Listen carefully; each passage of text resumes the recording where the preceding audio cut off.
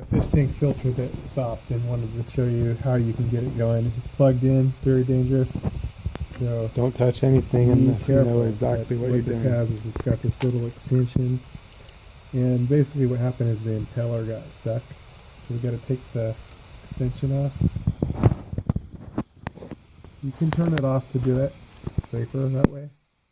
But I'm going to take this pin here. It's insulated. See, there's the impeller.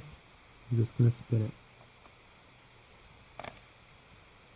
Just got it unstuck, and that's all. And it's kind of a regular thing for some reason with some filters, especially like this one. Pretty much anytime you unplug it, it seems like it gets stuck. Anyway, there it is, back and ready to run. Back in the mix.